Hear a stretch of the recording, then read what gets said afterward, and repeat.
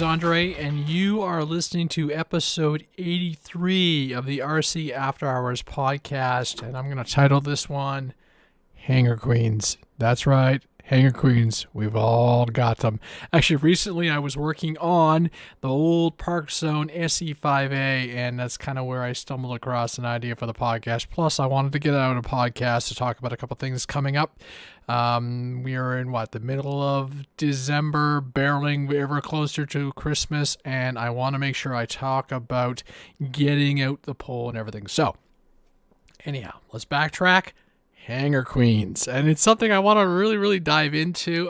So it's not scheduled. I just kind of threw the podcast out and started going because I want to get something out. I want to see if I can pump out one or two more before the end of the year.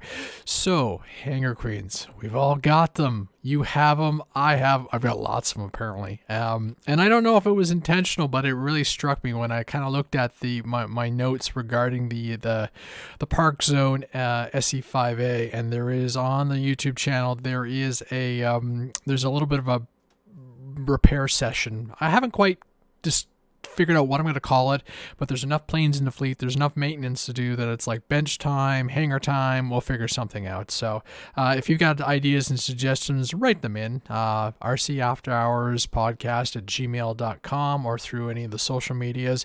Come up with a cool little idea, and I'll because there's tons of planes in the fleet that are Hangar Queens, and if it's either my fear of flying them, or it's that I don't know if I want to risk them, or I just haven't had time. I know for the jets this year it was an off year for me, so there are a ton of jets that are Hangar Queens, and will be that bubble will be broken in 2021. Fingers crossed, right? So jumping into the podcast, on the Facebook and the Patreon page, there's a Google link. I will throw it into the show notes. There is a Google link which has the forms, or a Google form, sorry. It's a poll for 2021, the best of for 2020. Sorry, 2021. I'm getting ahead of myself. Best of for 2020. We did this last year, and it was a lot of fun to see what the public was talking about and everything. So if you're interested in diving into that and making some recommendations, check out the RC After Hours Facebook page and the description in this video or on this podcast, sorry, because it's an audio podcast in the long form, and just put your thoughts in there. And my fingers are always crossed. My intention is to actually do a show on the 31st of December because I'm off for the couple of days over the holidays, and what a better way to wrap up this crazy year with a show. We'll get in there and jump in and have some fun. But if you are interested, check out the Facebook page or the Patreon page. There is a link in there, and maybe I'll push one out over the podcast RSS. I think I can do that. We're going to give you guys a link if you're interested in doing it. For those, speaking of people who are part of the Patreon group, just a reminder that the HangerRC Texan we're going to do that draw. Sam and I are going to get together. I'm just giving him a chance to I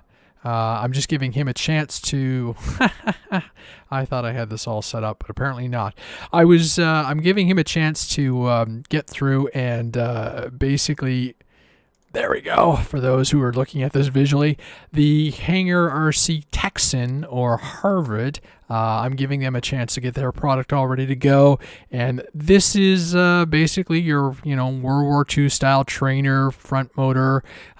Looks gorgeous, and Sam has told me that he is doing a very special scheme for the RC After Hours. So if you are a Patreon, your name is in that draw for this airplane, for this kit. It's a speed build kit or fast assembly, hot glue, throw in your motor and go and have some fun. So stay tuned for that, because obviously that will be an exciting little thing, but like I said, we're just waiting on it. Again, to the patrons, Thank you. Thank you very much for everybody who's done, who's jumped in and supported the channel and the podcast and everything over the last little while. If you want any of your swag, by the way, the RC Afterhours Swag, there is free delivery and a bunch of other 15% discounts and everything they're doing. I've got the stickers up and stuff like that. So if you're interested, head on over to our, there's links everywhere in the podcast and everything through all the notes if you're interested in any of that stuff. If not, carry on, have fun. I'm rocking my t-shirt today, and I've been wearing that hoodie because it's cold.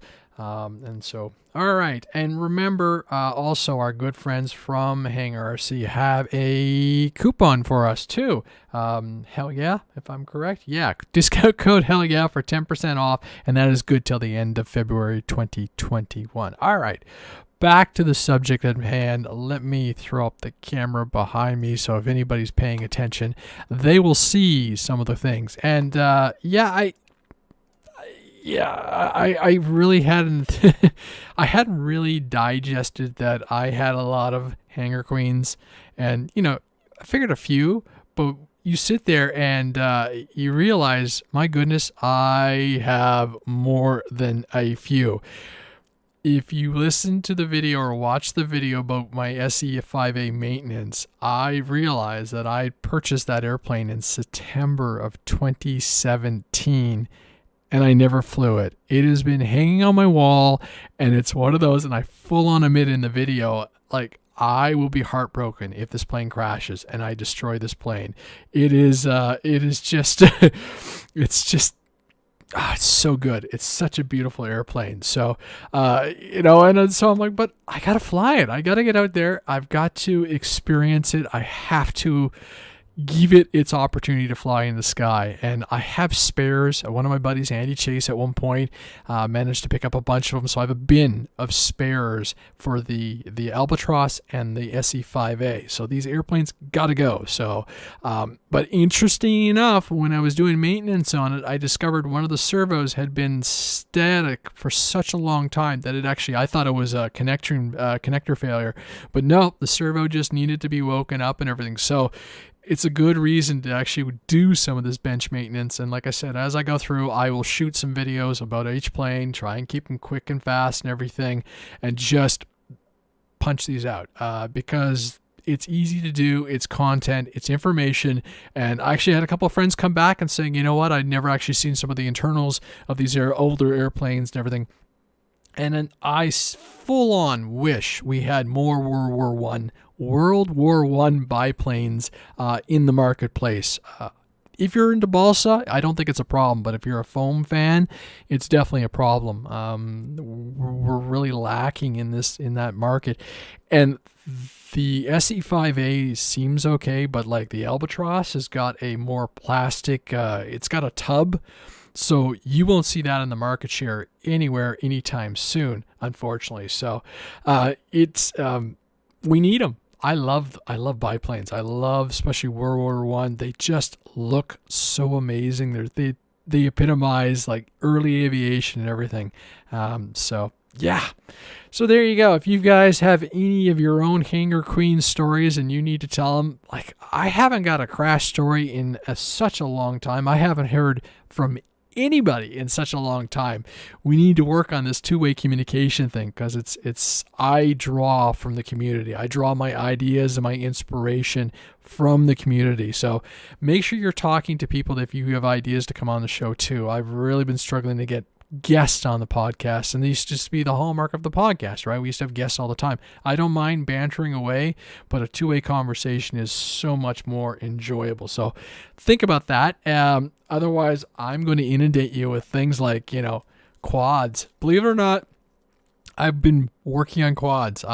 Not sure why, but one afternoon I just started grabbing all the parts, and there's a little bit of an update there, one of my Friday Flying updates about Scrappy, which is, a culmination of a bunch of, hitting the microphone with everything, just a bunch of old parts. And I actually splurged and I bought modern day flight controllers. These are all like 30 millimeter old NAS 32s. They work, they do the job, but there's no OSD or anything like that. We get spoiled by the technology as soon as you start playing with some of the modern stuff.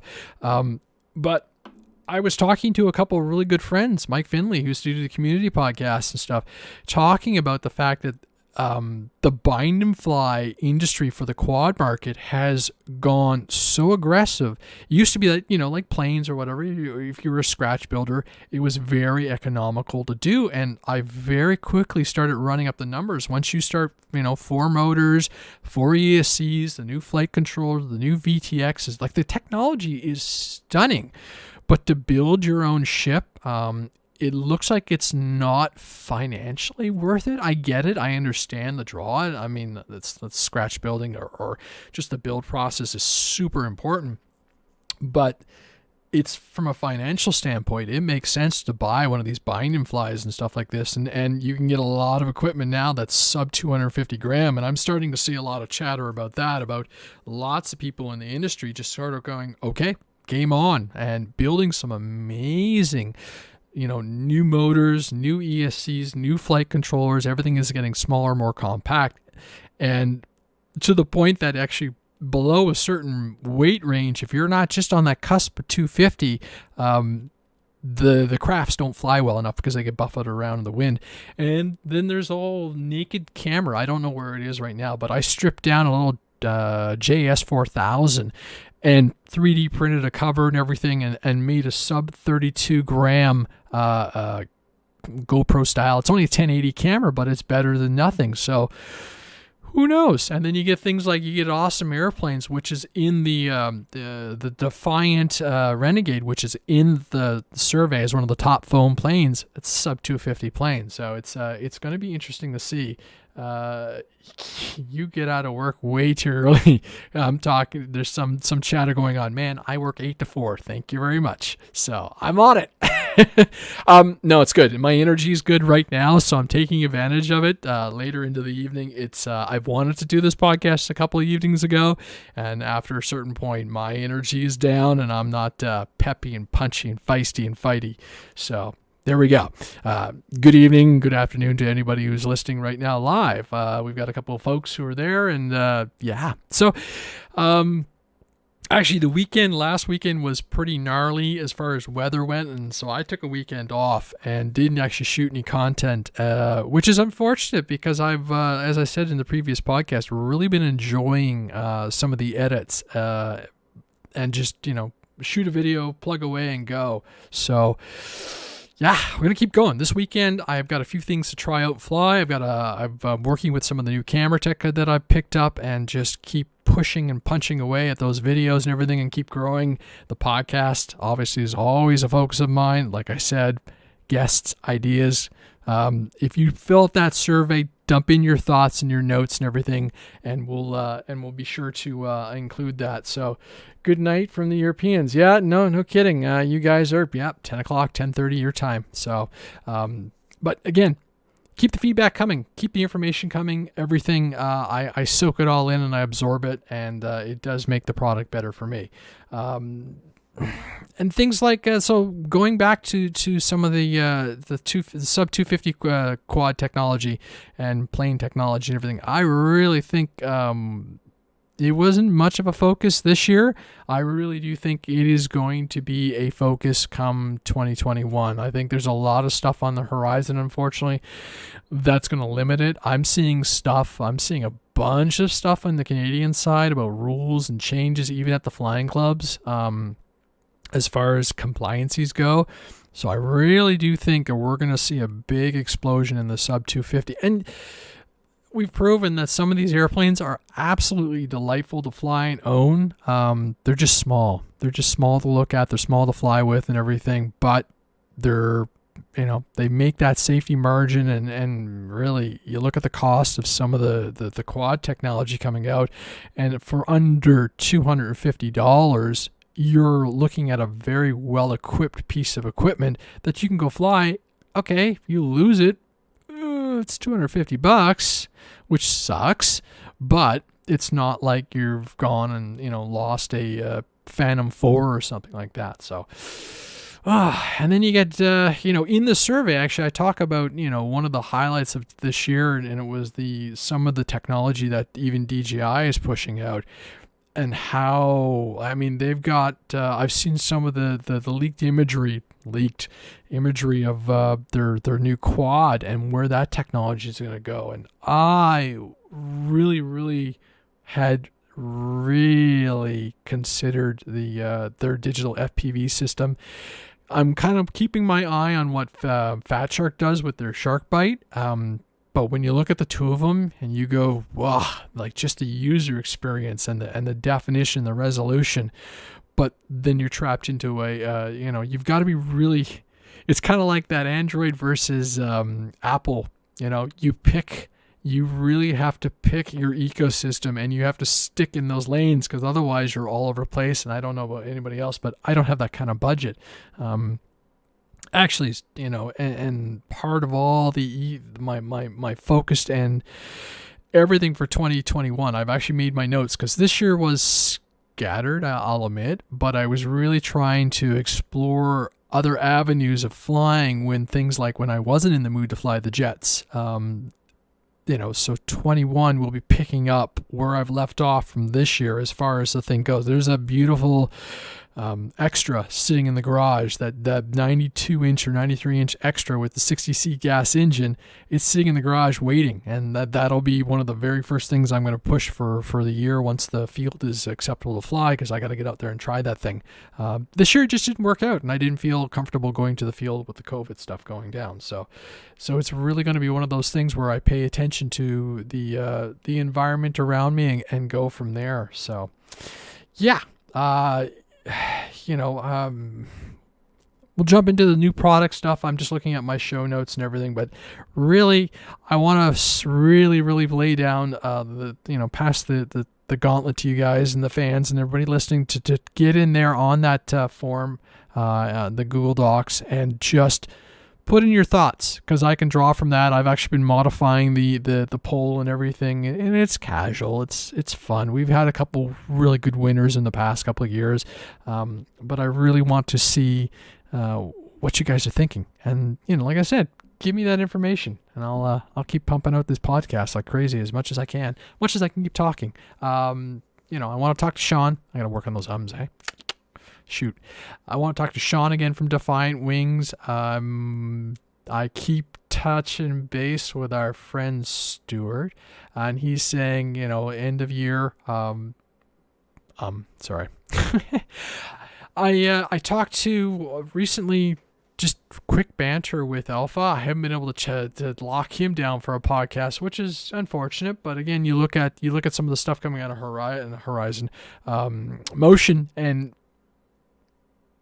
I think the year's tailed off for them. It'll be interesting to see what the market comes out with in 2021 and what they react to. And you'll see it when I go and I look at the new products. There was almost nothing where from Horizon. Actually, the product from Horizon surprised me.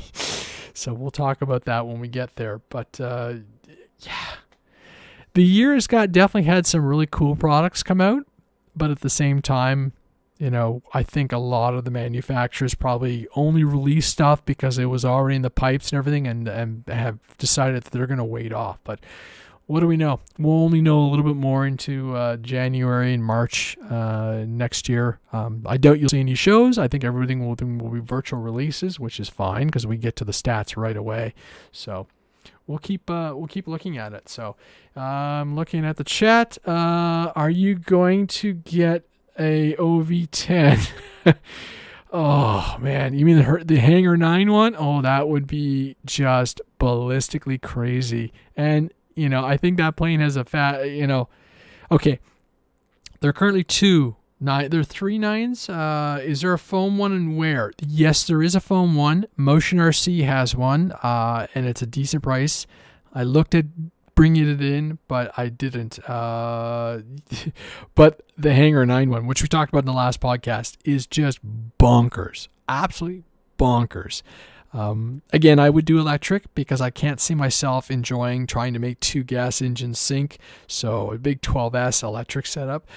But I would need a huge van or a trailer or something to make that aircraft worthwhile. And this is something that I figured out right away when winter hit. I was like, flying some more complex aircraft and even doing some of the video shoots. And by the time I was done flying, when I was shooting the review for the RunCam, I had not figured out how to enable the motion stabilization on the new DJI Osmo cam, and I'm shaking. And it's like, okay, we're going to get to the point now where all the flying equipment changes, all the airplane changes, and, skis go on a few, and just simple flying. But, yeah, the OV-10, that's a really, really big airplane.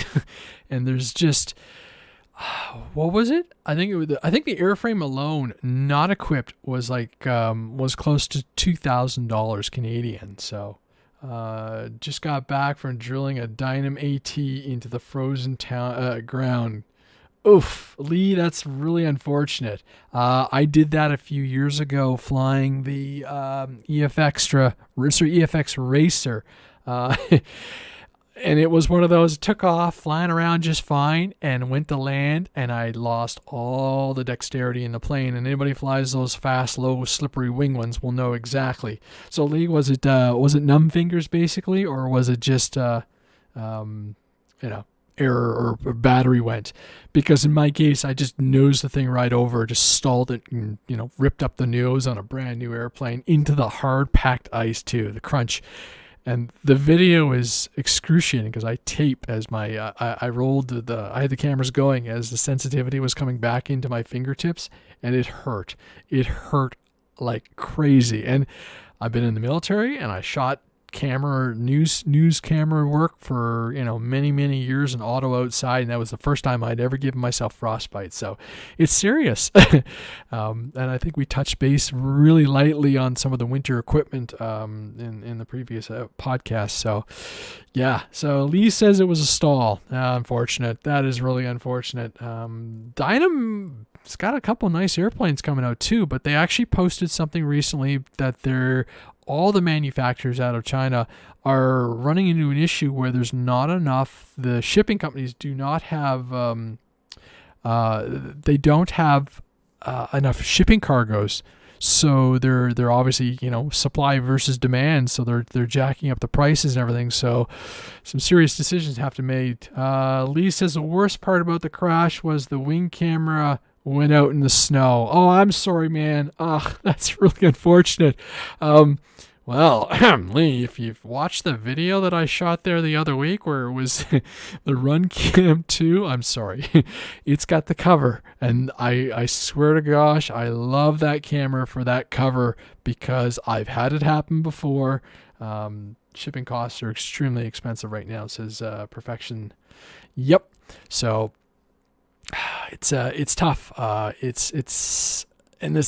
I lost the GoPro 7 during a couple shoots, and I know when I said it in during one of the shows, I do all the shooting for fun. It's nice to make videos and everything, but there's a level of frustration when your camera fails, when your kit fails on you, and I've had audio issues, I've had camera issues, and then I've had just me issues and not done stuff right, and you go and you're like,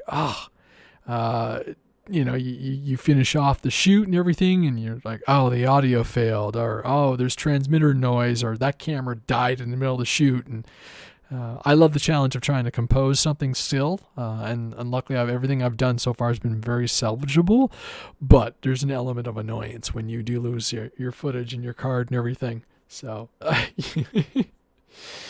that's really unfortunate. That is really unfortunate. Yeah.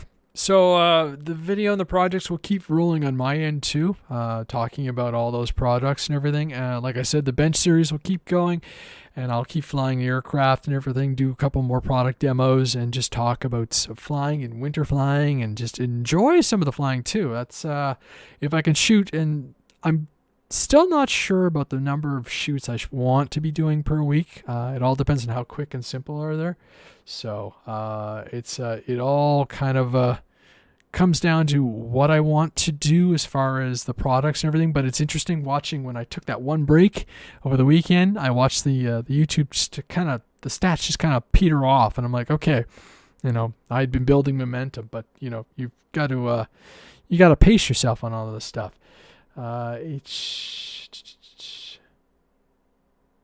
Oh, Lee's just talking with the guys, telling about how much content he had on that card. I'm sorry.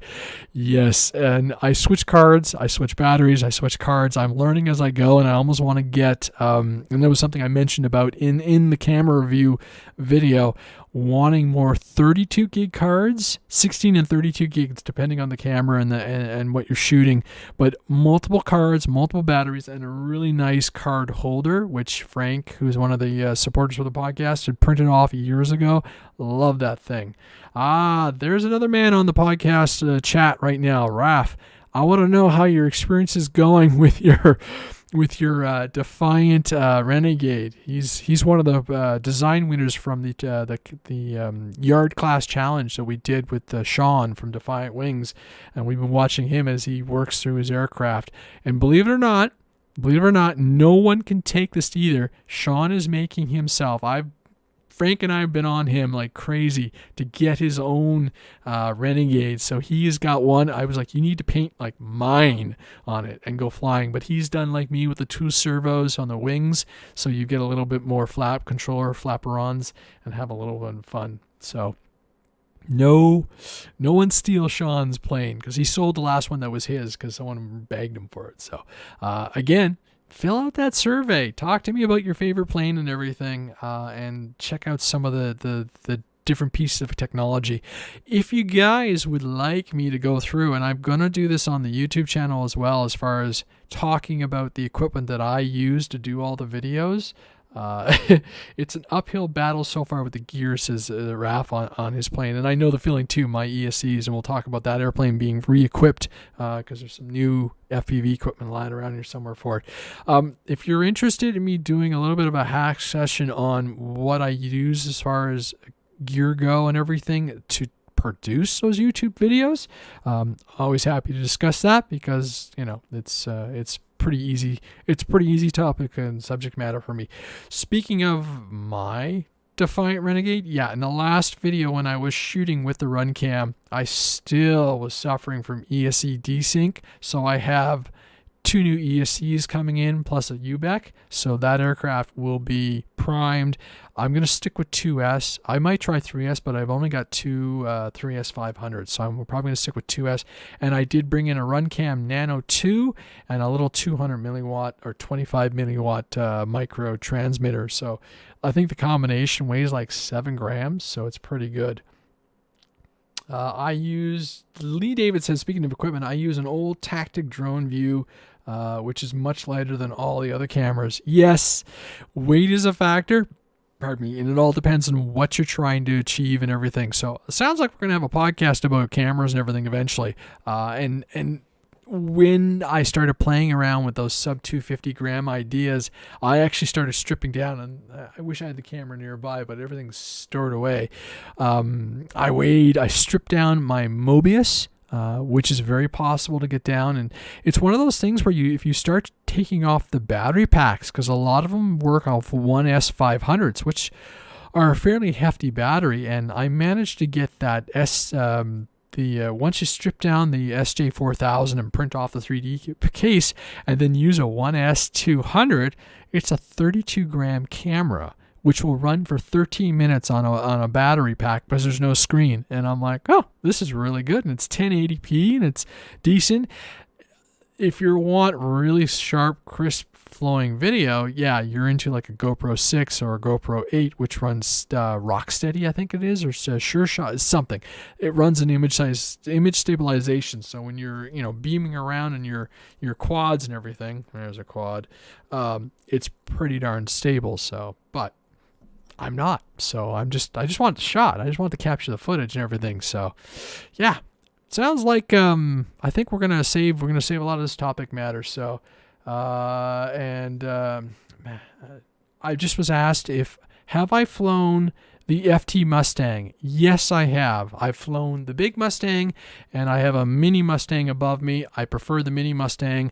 The big Mustang, the older Mustang, not John's, not the Master Series, if they've produced it, I think they have.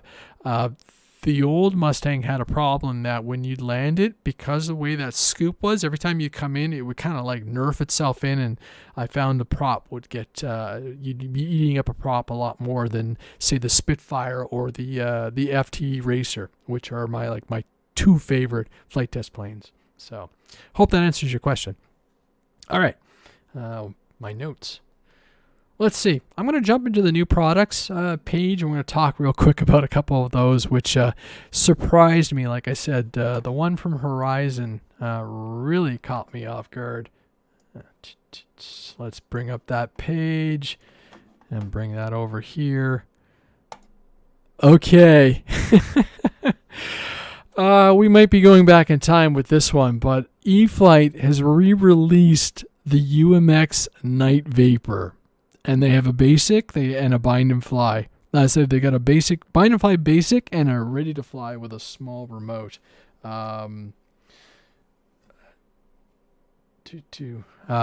Sorry, I'm distracted. I'm trying to read notes and read you the specs on this guy. So I don't think they've really revised this aircraft. I think they just re-released it. Updated, upgraded version of the unique Ever Popper slow flyer that's much more fun to fly in more places than ever before. Okay, so they've made a stronger reinforced airframe to better handle collisions when flying indoors and in low wind conditions. Flying indoors, in large rooms, gyms, garage, and suitable spaces, or outdoors in calm, windy days. Factory installed LED lights with the ability to change to different color operations to fly day and night. That's okay. Okay. I'm convinced now. Years ago, I saw this. Someone flying one of these at Flight Fest, and he just was running pack after pack, and my eyes were burnt out and everything, but I suppose if I threw on my glasses, I'd be able to track this thing.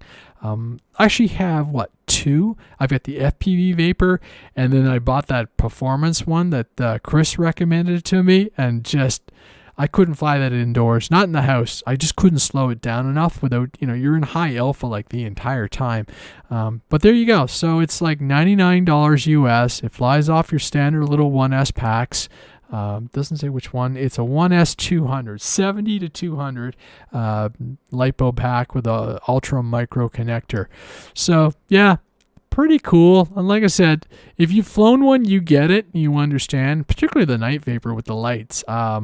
The FPV one flew really fast. Oh, there's a shot. So it's got all its red and green on left and right wing, plus a lead light on the front, and they shine down and everything. So it's really well illuminated. So there we go. All right. Next aircraft, and this one's gorgeous, absolutely gorgeous. This is from Hobby King, the Kingcraft limited edition ARF Super Stearman 1400 millimeter. It's a Balsa ply composite aircraft, and I saw some photos and some videos of this thing going, and I was like, yeah, I've got a soft spot for biplanes, obviously. So these spur of the moment podcasts, who can keep up? Thanks, buddy. Thanks, Sam.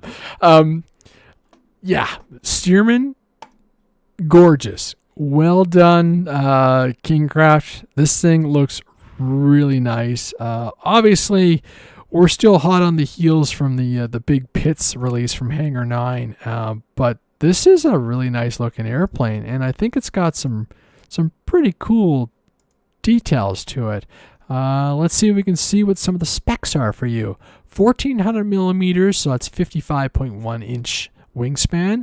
It's got that's the top span. The bottom span is just a little bit shorter. Total wingspan is 59.43 square meters. Okay. Fuselage 1100. It weighs, flying weights anywhere from 2700 to 2900 grams, 4 channels or more. They're recommending a prop drive V2 4258 500 kV with a reverse shaft, 80 amp ESC or better, and you're spinning anywhere from a 15x6 to 15x8, 6S, 4000, 50C or better, and obviously some big hefty servos, 3.5s for the rudder and elevator, and 4 kilogram servos for the ailerons. And I'm going to look at the photos really quick. Yeah, the upper and lower ailerons are attached, so you're just running 2 of those. So just looking very quickly over the comments on my tablet, so which is stuck.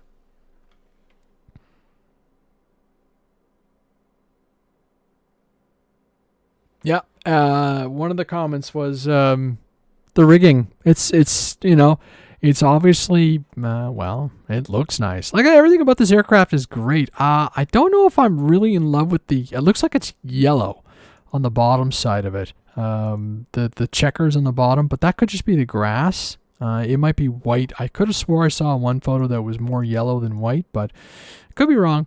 Either way, it is a stunning aircraft, and that's going for about $369 US, and that's out of the global warehouse, out of the US warehouse, and it's already in back order. So these were, they got stock in the US warehouse. So there you go, guys. Probably get free shipping with that bad boy too. So if you're in the US and you're looking for a nice biplane that's not overly huge, a 1400 millimeter wingspan, this might be your next avenue. So again, that is the Super Stearman from Kingcraft. So wow, eh? Okay. On the list next is something from RunCam.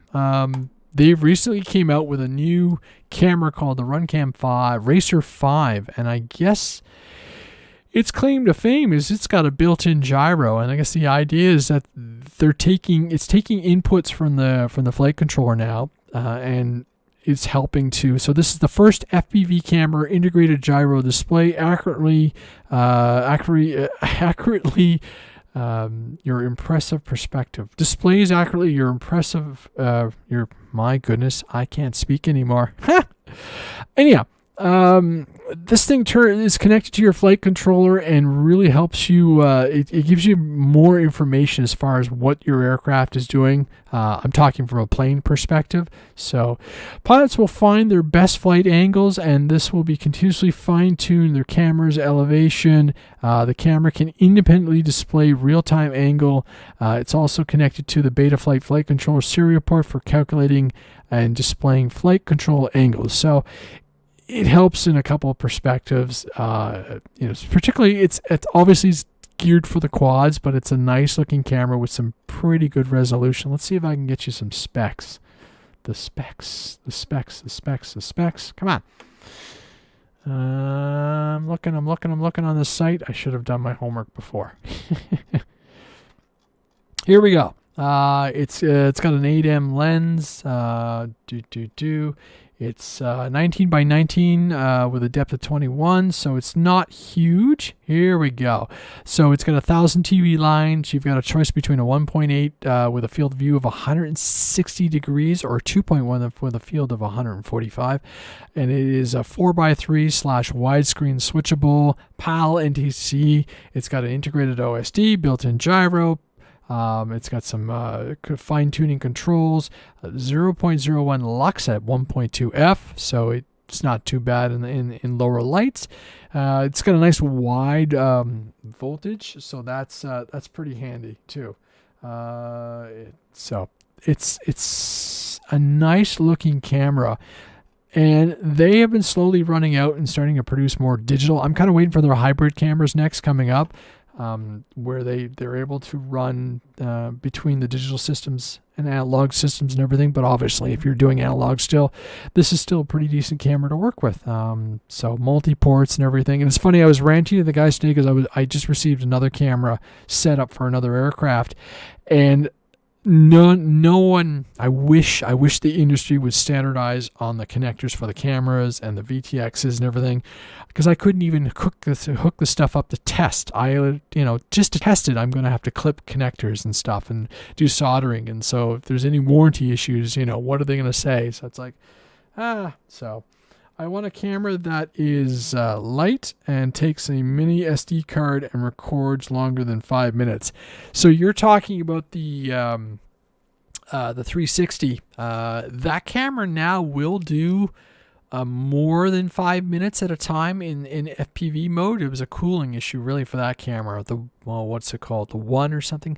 I've seen them, that they're cool, but they're $240 for a little tiny camera that has to be recharged on USB and stuff like that. So, well, hold on, Lee.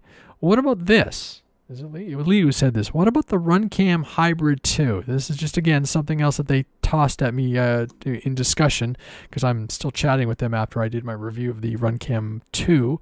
So this is the Hybrid. So this is a true 145-degree wide-angle 4K HD camera with FPV camera, and has a, if I'm correct, I think it's got a, and it has a 4K recording. Yeah, so it does have an SD card on board, I believe. I'm trying to scroll through for the specs. Come on. One camera, board. It should have, it hooks into your flight controller. Yes, this does have, and they're recommending Samsung U3 is recommended to take 4K and everything. And you're not going to make sure the file format is FAT32. So it's pretty standard. I learned this after I was shooting some other video too as well. Not directly power supply from a 4S or above.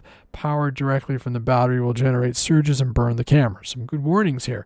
But let's go back to the specs. So it's a Sony 8 megapixel HD camera. The analog camera is 1.3, and it will record 4K at 30 frames, 2.7K at 60 frames, 50 frames, and then if you want to do 120 frames, you just have to drop down to 180. So you pick your poison as far as what you want, as far as bandwidth and hard drive space and everything. But looks like the board is a 29 millimeter board, which will accept or plug into a 20 mil flight controller stack. So that's pretty cool. I want something. Lee's going on about wanting something that will hook to a plane. Yeah. It's again, probably the RunCam. I hate to say it, but I'm really impressed with the RunCam 2s. Even my old 1080. Now the 4K, when I did my review, the 4K's audio was better, and if you watch the video, the prop spinning was a lot better. That tearing, vignetting or blind effect was a lot less. You could definitely see how better the newer 4K model works. So. GoPro sensors too big. Yeah, that's true. Or Session. Well, they don't produce the Session anymore. GoPro got away from that one. So, but again, like I said, I was really happy with that. The Orange 5, I'd like to try eventually from RunCam, and then the RunCam 4K really did well. So, really, when you look at the RunCam equipment, most of the time it's just a different package. It's like, okay, you want the cube, you want this one. And what I also like, and if you watch that video, I liked the RunCam 2 4K edition because it sits lower profile on the wing versus something that's a cube. That's just in a GoPro like style. It's in the airflow and everything. I want something low over the wing and everything so I can put over different spots. So, there's lots to look at, lots of technology. I'm going to keep flying, keep working with this camera, and keep pushing pushing what it can do. And it looks like, looking at the recommendations, I'm going to have to go and pick up some new Samsung cards to keep up with this thing. Because even I was noticing when I was turning it, there was a little bit of slippage. So there we go. Lee Davis talking about this says, Davidson, sorry. He says, I got my tablet. I want to do wingtip videos, so I need to be light on each. Yep. And so you may want to look at, and the problem with these cameras is they don't go naked. I'm going to get demonetized for that one, right? That style of camera doesn't break down. So you may want to look at another style of 4K that you want to strip down and try it, or shoot a 1080. So like the Mobius is pretty good. I looked at a few others, but if they had a screen, anything with a screen is bad news, right? Because you have to take that off. But these kind of cameras, the problem you're going to run into is the lens is actually positioned in the case, so you have to modify it and everything. So things like the Mobius, you end up having to glue it all together, so you're not really gaining a weight advantage. And this one was, if I remember, the RunCam. Do I have the specs anywhere? It wasn't that bad, 49 grams, and that was accurate with a card and a battery installed. But still, on a small plane, it's a lot of weight. But the Defiant Renegade flew with, and they only had the 4-inch props on it. It flew with that camera on board. So, real steady. Thank you. That's the footage. That's the software that was on board the GoPro 6, the 8, but not the 7. I also don't mind the shaking. Some kind of realism and some kind of jitter to it just adds to it, especially if you're really tossing and turning the airplane around. So, okay, that's pretty well what I had seen new in the market most recently. I'm going to bring up the chat, and if you guys want to ask me any questions, you've got it. So, Raph says he's been searching for GoPro Session 5s, small, nice little camera. Real steady is not on board the camera. That's true. It's software, but there's something that has to be enabled if I remember correctly, but I haven't really looked into it. I'm going to try and play around with it's a third-party software. Okay, well, we'll have to look at that down the road then. So, okay. Geez, we've actually been successfully ranting on for 45 minutes, so that's not too bad. Again, if you guys want a really in-depth, really in-depth camera, and it sounds like we're going to have this in the next podcast, probably in the next one after, we can really tie in there. I'll do some research and everything as far as what everybody wants to talk about, and we can really dive into some of the equipment. And like I said in that video, there was a lot of good opportunities for, cameras with removable batteries, and that's super important to me. It's winter; these things like die. The Firefly? Love that camera. Really good resolution, really good batteries. Really good sound. And it really, really, really does not like the cold. Like instantly it just drops out. Like it'll stop recording. So it's not reliable enough. And I even managed to fix the GoPro 7, which is fantastic because then that'll become my new ground camera. So yeah, look for future podcasts and we'll dive into it. I'll get you guys. I'll definitely forecast that one, put out a notice ahead of time, and we can all get here and banter about what we think the best cameras and everything. The HangerRC guys just said, yes, they hit me up about some information, and gotta love going on the cheap, he says. He is going to jump into FPV, and we talked about a lot of things. So, yep. All right. So, on that fantastic note, ladies and gentlemen, I'm going to say thank you very much. Thank you to all the Patreon supporters, and thank you to all the new subscribers to the YouTube channel. You guys are amazing. I'm having a lot of fun and really enjoying the fact that, this year is kind of slowly turned around and become something pretty special as far as I'm concerned. Seeing the community jump together and do all kinds of really fun stuff has been nice and rewarding. So, all right, I'm going to wrap up the show. Again, thank you for everybody who's watched. Thank you to anybody who's subscribed recently, as I just said twice. Comments, reviews, anything, fire them off onto the YouTube channel. Make sure you're hitting comments and thumbs up and all that jazz on iTunes. And it helps the podcast. It just spreads the word. I've done a bunch of tweaking and tuning. Remember to do that form if you are interested in, adding your voice. And like I said, December 31st, my goal is to do one final show for the year, and we'll talk about all the really fun stuff. So I'm Andre. You have listened to the RC After Hours podcast. Thanks for coming out. Everybody have a fantastic evening. Ciao.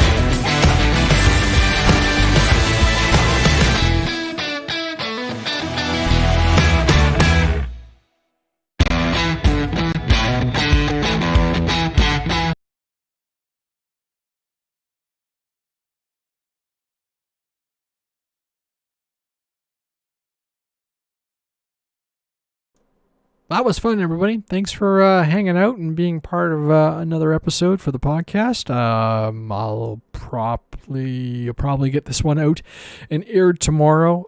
Let's see. I can't even copy and paste the comments, not the comments, but the URL for the podcast. Not the podcast, but the can't speak anymore. See, good thing the show's done, right? Anyhow, seriously. Jump in, put the comments in, folks. I really want to hear your engagement on I value it. It's super important for everything that I can do. So, all right. I'm going to end the stream. Everybody have a fantastic evening and afternoon and night and morning around the world. Ciao, everybody.